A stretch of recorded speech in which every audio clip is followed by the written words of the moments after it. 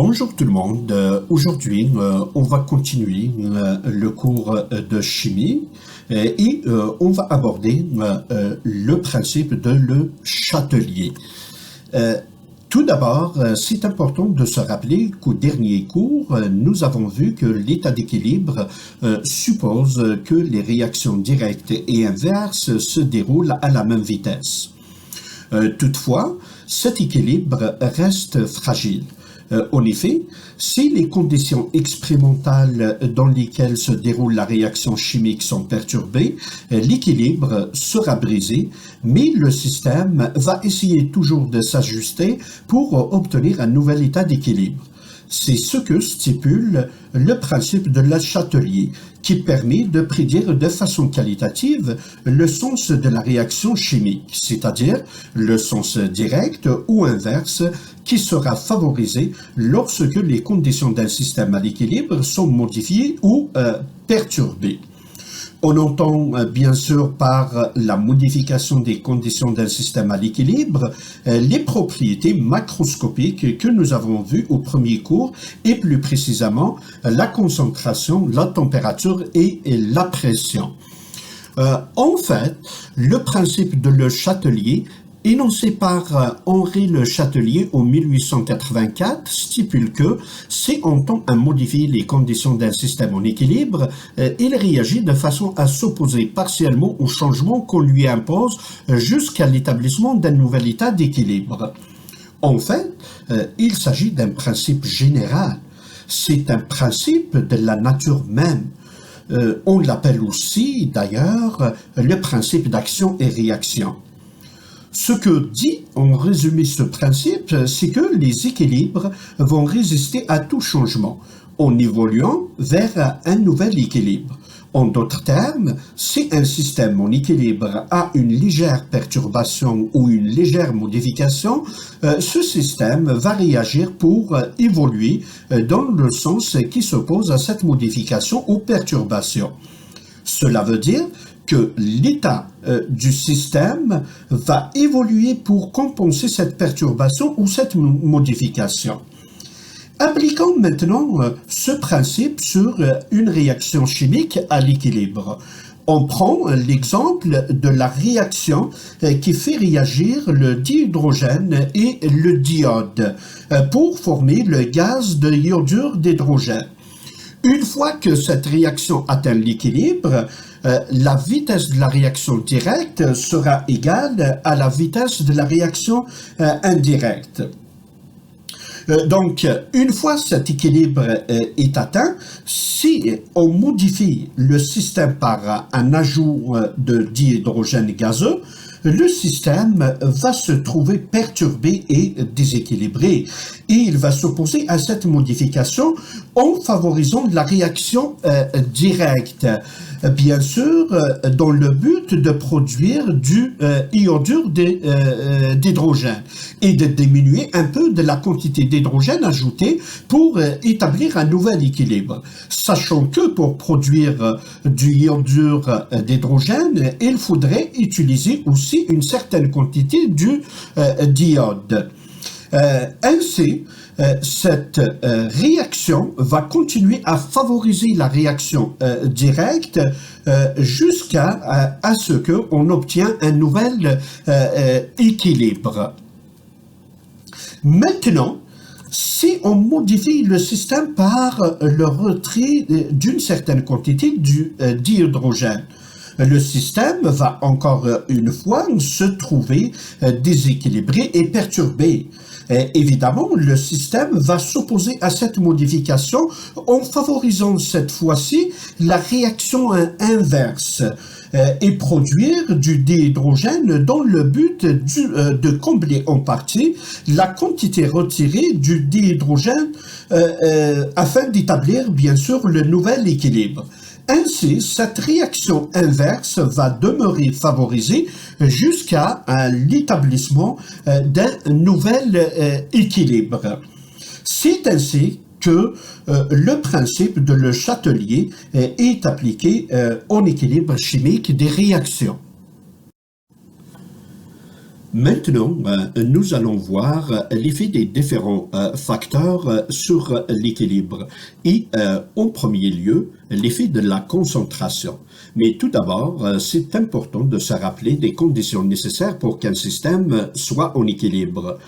Prenons par exemple la réaction qui fait réagir le diazote et le dihydrogène pour former le NH3, c'est-à-dire l'ammoniac.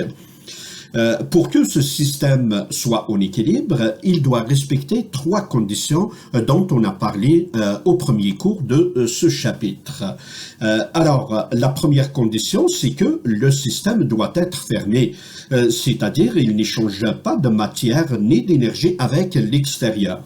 La deuxième condition, c'est que la réaction doit être réversible. C'est-à-dire les réactifs doivent donner des produits et les produits doivent donner des réactifs.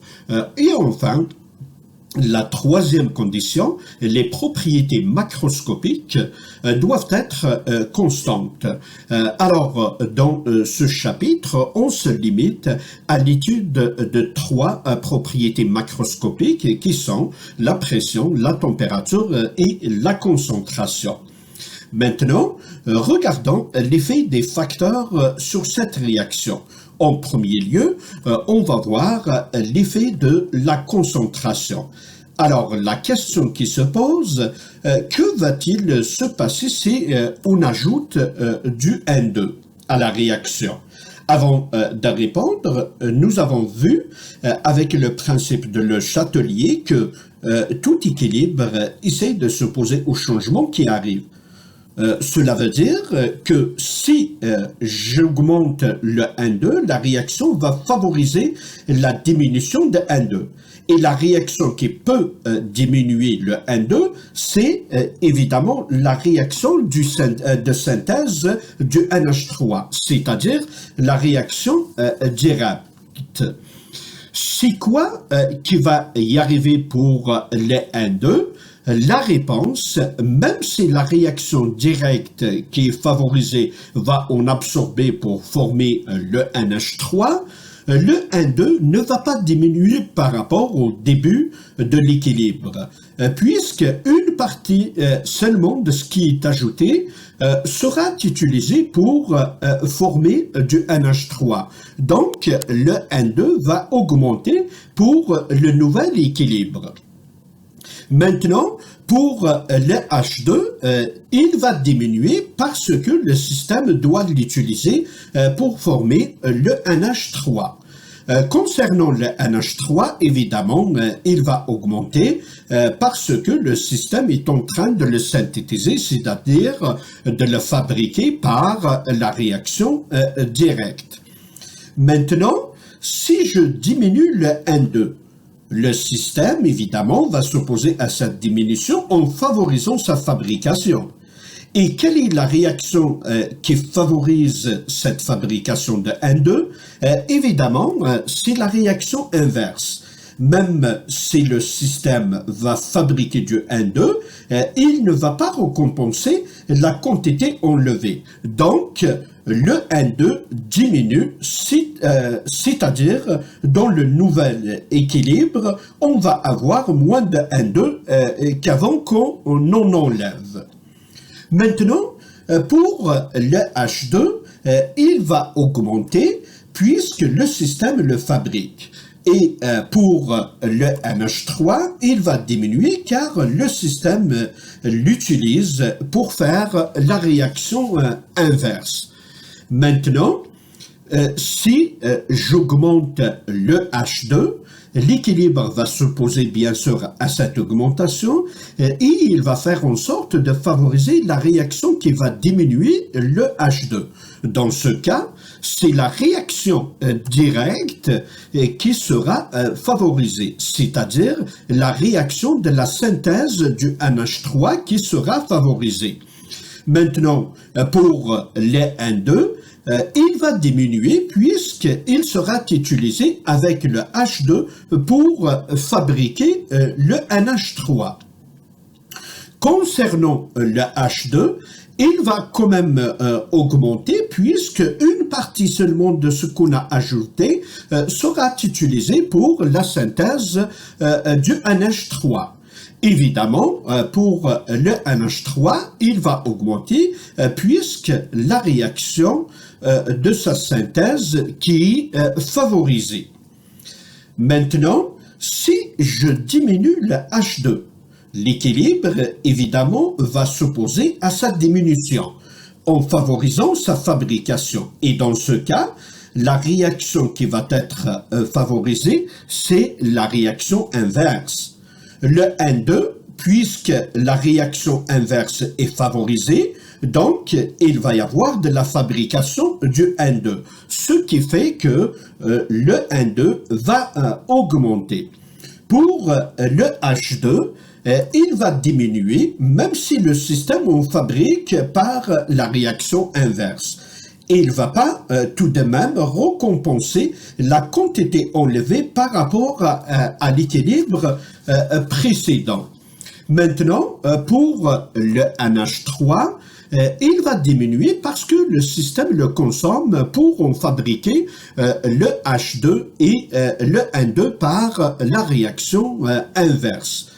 Maintenant, si on augmente le NH3, l'équilibre, bien sûr, va s'opposer à cette augmentation et il va essayer de diminuer cette augmentation en favorisant la réaction inverse. Le N2 va augmenter puisque le système favorise la réaction inverse. La même chose pour le H2 et pour les mêmes raisons, parce que le H2 donc il va augmenter puisque le système favorise sa fabrication. Et enfin, le NH3 aussi va augmenter par rapport à l'équilibre précédent puisque la quantité qui sera utilisée par la réaction inverse pour établir un nouvel équilibre sera inférieure à la quantité ajoutée. Maintenant, si on diminue le NH3, l'équilibre, évidemment, encore s'opposera à cette diminution en favorisant sa fabrication. Dans ce cas, la réaction directe sera favorisée.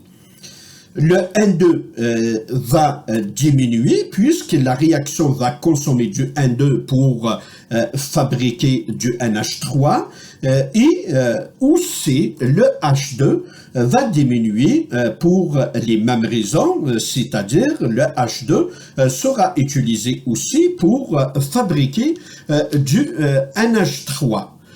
Enfin, le NH3 va diminuer aussi, même si la réaction, elle va le synthétiser. Mais elle ne va pas récompenser la quantité enlevée par rapport à l'équilibre de départ. Voilà donc pour l'effet de la variation de la concentration sur l'équilibre d'une réaction. Pour l'effet de la température sur l'équilibre chimique d'une réaction, il s'agit de vérifier la sensibilité d'une réaction à la variation de la température. Plus concrètement, la variation de la température a une grande influence sur les réactions endothermiques et les réactions exothermiques. Si par contre la réaction n'est ni exothermique ni endothermique, la température à ce moment-là n'a aucun effet sur l'équilibre d'une réaction. Maintenant, regardons ces quatre équilibres un par un. La première réaction est endothermique, dans le sens direct. Le fait que le delta H est positif, bien sûr.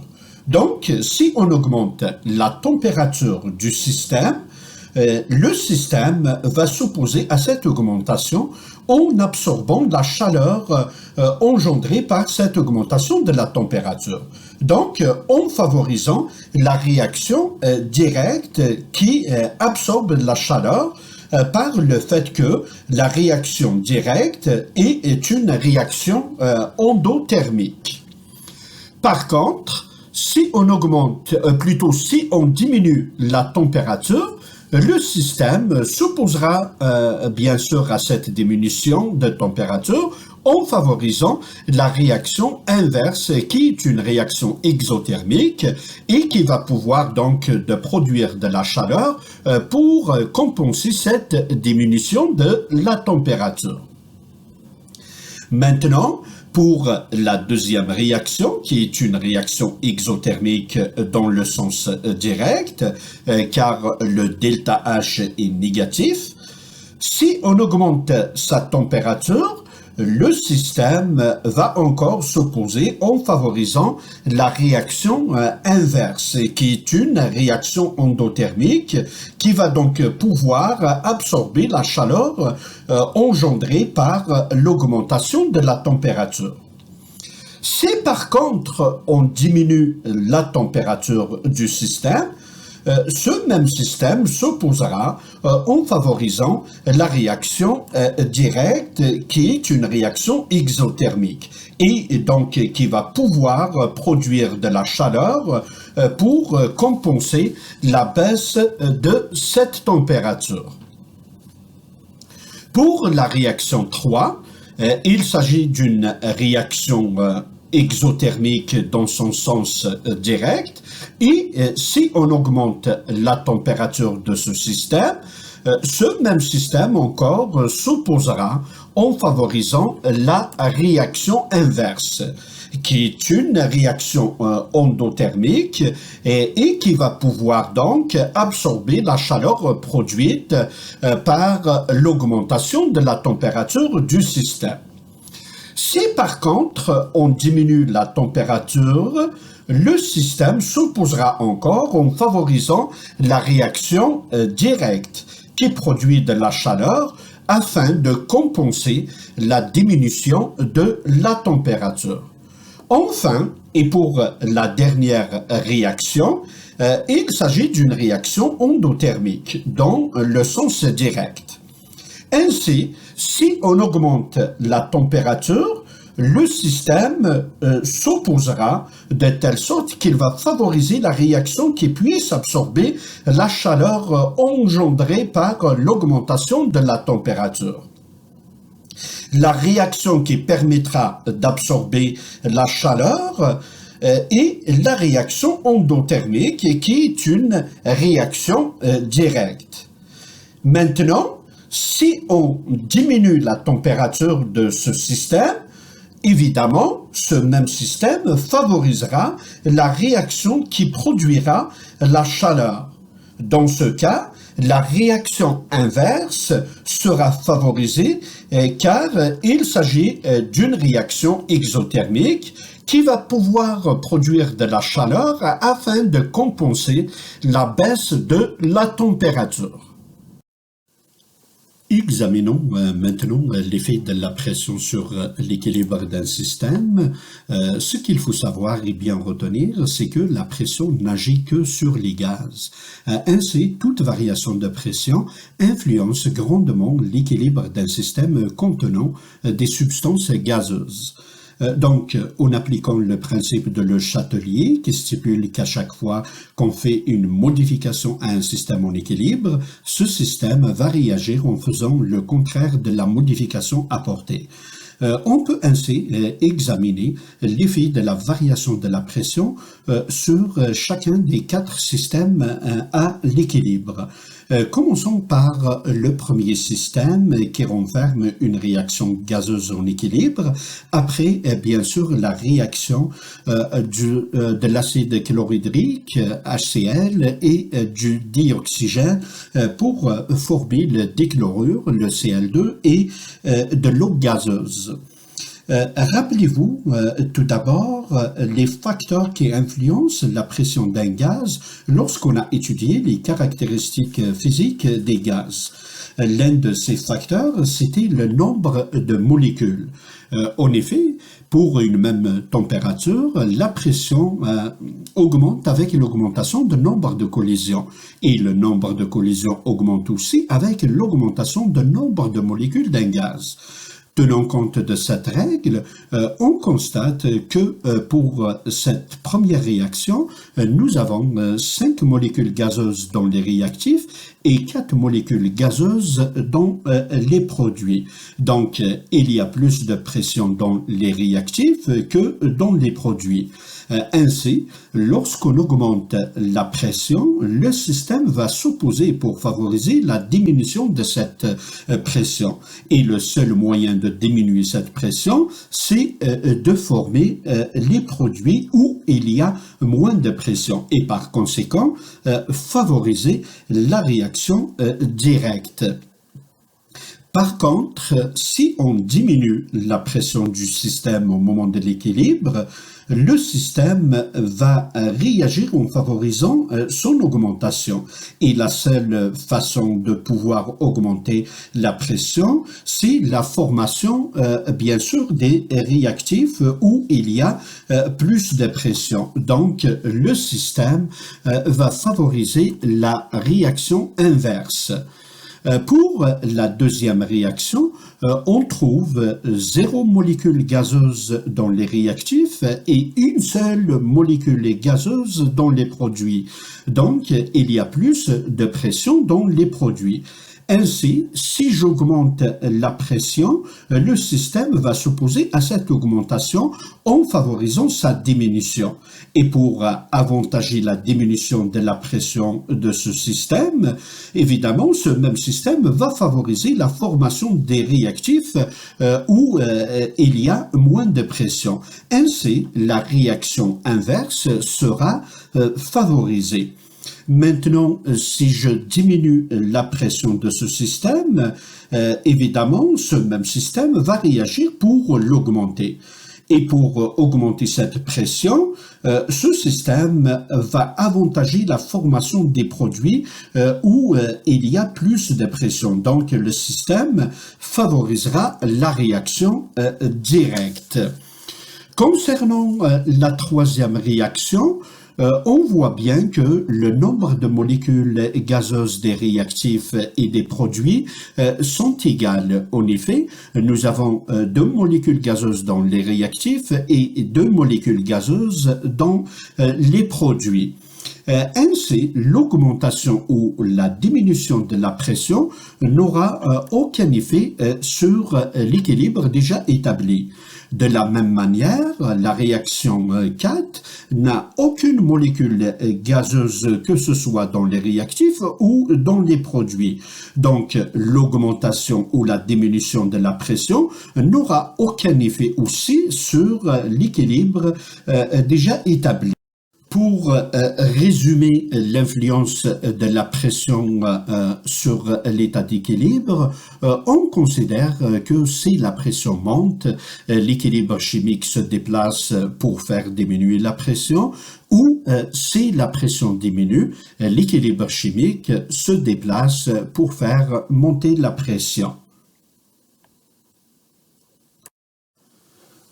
Pour le catalyseur, son ajout n'a aucun effet sur l'équilibre d'un système. La seule chose qu'il peut permettre, il s'agit tout simplement de permettre d'atteindre rapidement l'état d'équilibre. Voilà, donc on termine le chapitre portant sur l'étude qualitative de l'état d'équilibre. Maintenant, il vous reste à terminer l'ensemble des exercices de la section 7.2 et 7.3. Ensuite, c'est important de faire les exercices de la synthèse. Je vous remercie pour votre attention.